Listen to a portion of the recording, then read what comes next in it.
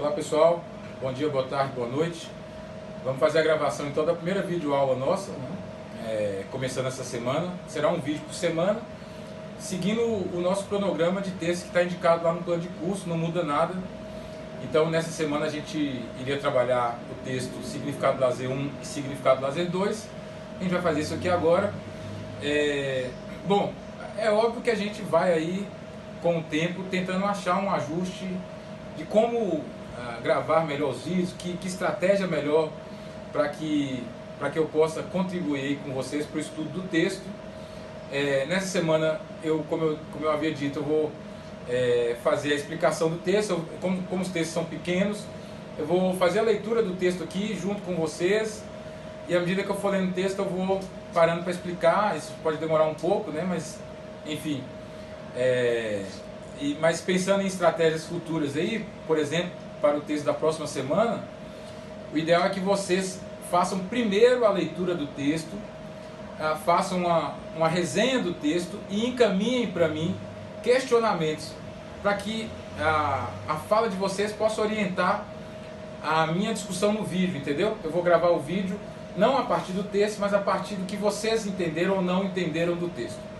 Bom, mas a ideia é que a gente então hoje faça a leitura do texto Significado do Lazer 1, que está no livro Estudos do Lazer, uma Introdução, do Nelson Carvalho Marcelino, no livro que já está aí com vocês. E vamos fazer então a leitura do primeiro parágrafo aqui, em que o Marcelino coloca assim: diferenças acentuadas quanto ao significado da palavra lazer podem ser observadas até mesmo nas conversas informais. Grande parte da população ainda associa o lazer às atividades recreativas ou a eventos de massa, talvez pelo fato de que a palavra tenha sido largamente utilizada nas promoções de instituições com atuação dirigida ao grande público. Veja bem, qual a diferença da aula de hoje para a aula passada? Na aula passada a gente tentou demarcar, ainda que introdutoriamente, uma noção conceitual de lazer, né? Então a gente tentou entender o que é lazer, ou de que maneira uma experiência pode ou não ser lazer. Hoje a gente vai tentar entender o que significa essa experiência fluida no tempo disponível. E aí o Marcelino então começa dizendo isso: olha, algo até que a gente já disse na aula passada também, a gente percebe no cotidiano, no senso comum, diferenças acentuadas quanto ao significado da palavra. O que significa lazer? Se a gente sair perguntando para as pessoas o que significa lazer, parte delas vai associar lazer à atividade recreativa, a brincadeiras, ruas de lazer, e ele coloca assim: ações promovidas por instituição, ações de massa promovidas por instituições. Então você tem aquele ação global do SESC com a Rede Globo, enfim. Normalmente as pessoas associam lazer a eventos de massa ou atividades recreativas, né? E a gente já percebeu que o significado do lazer ultrapassa essa ideia. Seguindo aí na leitura do texto, ele coloca: olha, essa tendência é reforçada pelos meios de comunicação de massa, que na sua maioria divulgam as atividades separadamente, sob verbetes consagrados como teatro, cinema, exposições, esportes, etc. E só mais recentemente, lazer quase sempre ligados a manifestações de massa ao ar livre e de conteúdo recreativo. Então, algo que prejudica o entendimento do significado do lazer é essa noção fragmentada que a grande mídia tende a passar, associando lazer, por exemplo, a experiências pontuais, cinema, teatro, atividade física.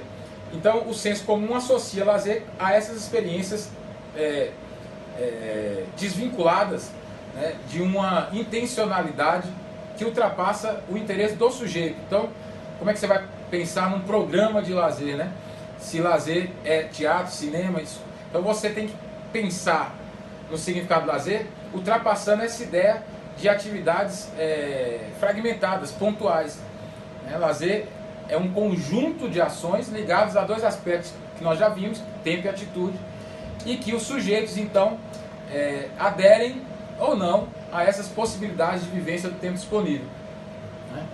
Bom, seguindo o texto, no próximo parágrafo ele fala assim: olha, até mesmo na denominação de órgãos públicos, a utilização da palavra lazer não obedece a critérios definidos. Nesses casos, o que se verifica é o simples acréscimo a outras já tradicionalmente utilizadas.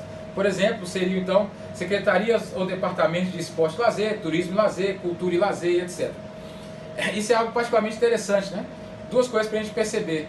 Primeiro, o lazer sempre associado nas políticas públicas, por exemplo, a uma outra política, a um outro campo de ação política, e aí o lazer acabaria ganhando menor valor. Primeiro, porque não tem um espaço próprio dentro das políticas públicas, e segundo, porque quando se associa as políticas públicas de lazer a algo, dá-se a impressão, aí volta aquela ideia fragmentada do lazer está necessariamente atrelado àquele campo. Por exemplo, quando a gente tem Secretaria Municipal de Esporte e Lazer, a ideia que se passa no senso comum é que as experiências de lazer estão necessariamente vinculadas às ações esportivas.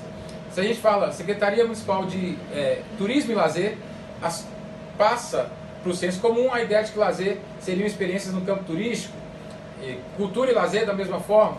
Então essa é uma primeira observação. E uma segunda observação é que a palavra lazer vem sempre depois, né? Você nunca vai ver uma Secretaria Municipal de Lazer e alguma coisa. É sempre Secretaria Municipal de alguma coisa e lazer. Ou seja, o lazer vira um apêndice aí de algo que seria mais valorado, mais importante. E aí ele coloca, olha, tudo isso contribui para que se acabe tendo uma visão parcial e limitada das atividades de lazer, restringindo o seu âmbito e dificultando o seu entendimento. Então, um pouco também a gente já falou sobre isso na aula passada, essa pluralidade de significados que o termo lazer comporta dificulta o entendimento do que de fato seria uma experiência de lazer. E a ideia da aula de hoje é a gente tentar fechar mais ainda, para além da noção conceitual de tempo e atitude que a gente utilizou na aula passada para entender o que é lazer, agora vamos tentar entender o que significa essa experiência de lazer no tempo dos sujeitos, né? Bom,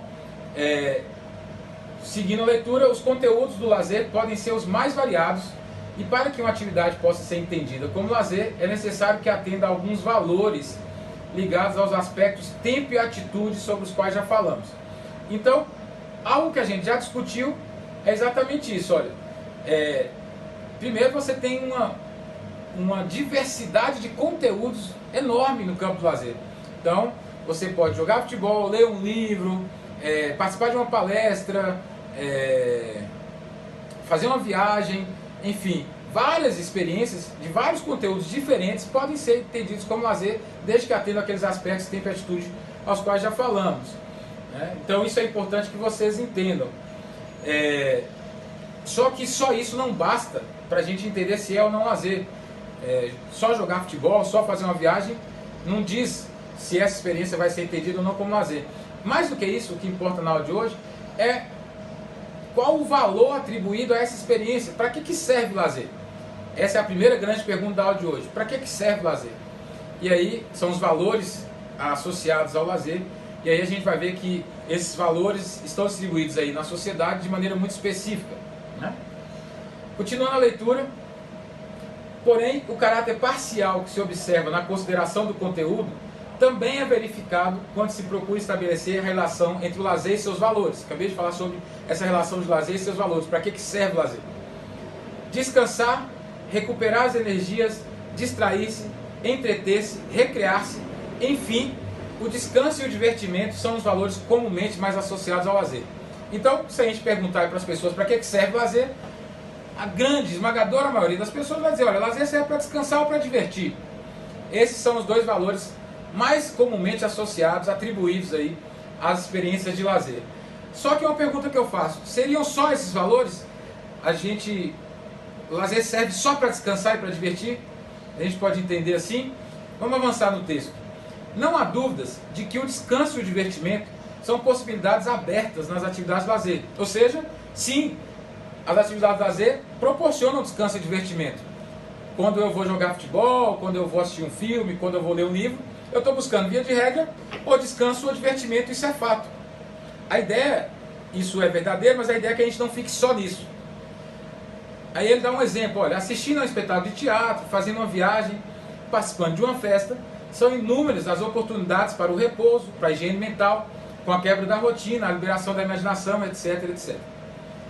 Porém, aí segue a leitura, no entanto, além do descanso e do divertimento, outra possibilidade ocorre no lazer e normalmente não é tão perceptível.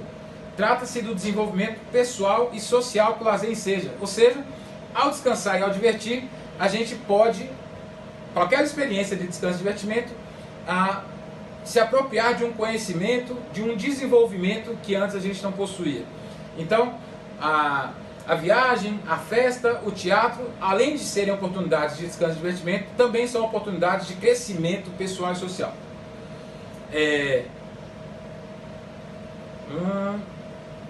Deve-se levar em conta, aliás, não, desculpa, vou voltar aqui na leitura.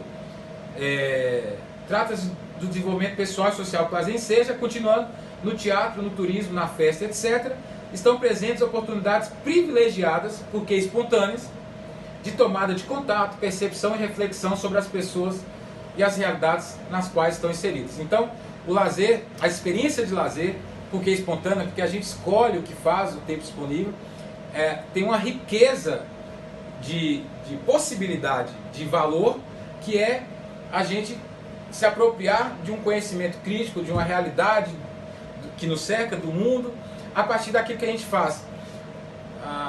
A questão é que boa parte das pessoas ficam só no descanso e no divertimento, né? E a gente vai discutir isso porque há uma intencionalidade para que as pessoas fiquem só no descanso e no divertimento quando estão no lazer e não alcancem essa terceira dimensão de desenvolvimento, de valor, que é o desenvolvimento pessoal e social, né? Então, dependendo do que você lê, das pessoas que você tem, das escolhas que você faz, você pode, o lazer pode servir como experiência enriquecedora, né? Bom, deixa eu só voltar aqui que eu perdi o ponto. Só um momento.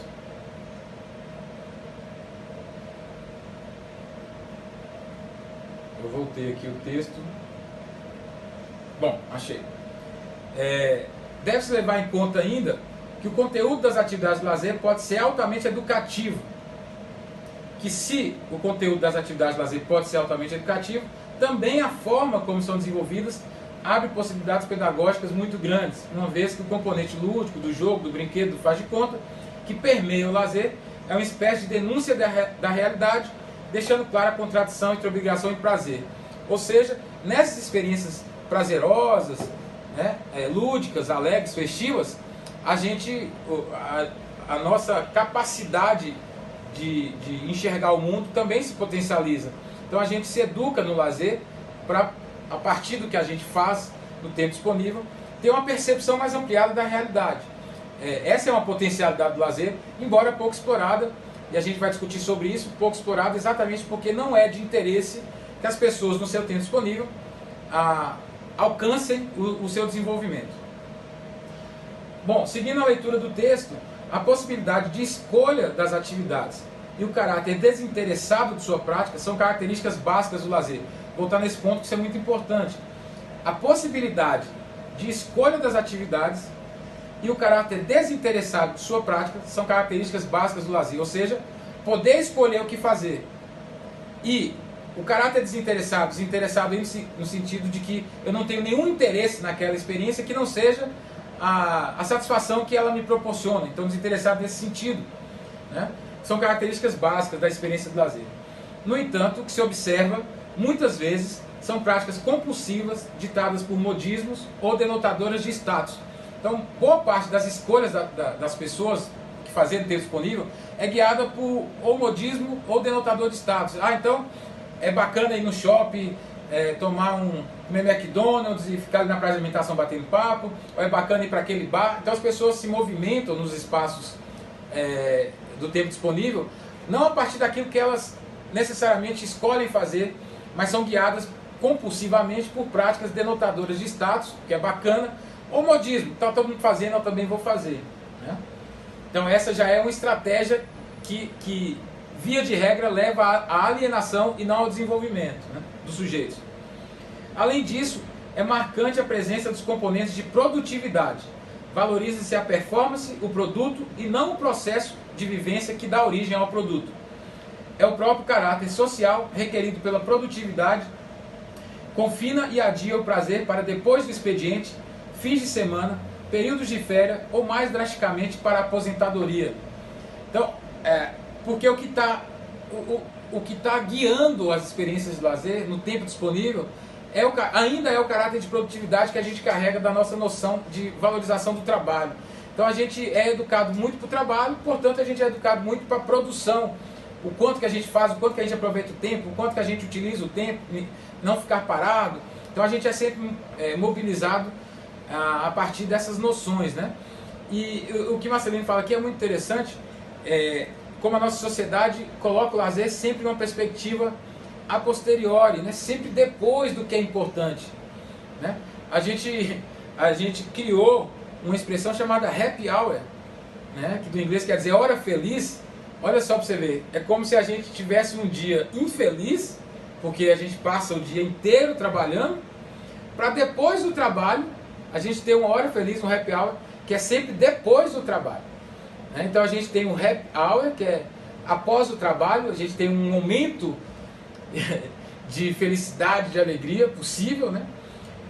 Mas jogando isso para outros espaços de tempo, a gente trabalha a semana inteira para ter o fim de semana destinado ao lazer, a gente trabalha o ano inteiro para no fim do ano ter as férias, e mais drasticamente, como é que coloca, a gente trabalha a vida inteira para no final da vida ter a aposentadoria, ou seja, é sempre depois, né? Sempre depois que a gente está cansado, sempre depois que a gente já está esgotado, sempre depois que a gente já está com condições não ideais.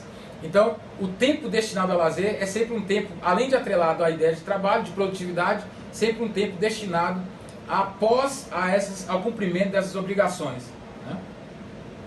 Bom, por fim aí, no final do texto ele fala assim, olha, não é possível se entender o lazer isoladamente, sem relação com outras esferas da vida social.